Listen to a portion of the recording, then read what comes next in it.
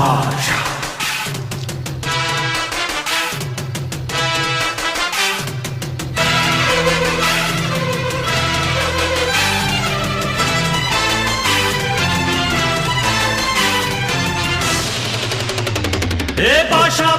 பாஷா பாரு பட்டாளத்து நடைய பாரு பகை நடுங்கும் படைய பாரு கோட்டு சூட்டு ரெண்டும் எடுத்து கோட்டு நடக்கும் புலிய பாரு அற்றி எரியும் நெருப்ப போல சுட்டெரிக்கும் விழிய பாரு ரத்தம் வேர்வை ரெண்டும் கொண்ட ராஜாங்கத்தின் மன்னன் தானடா.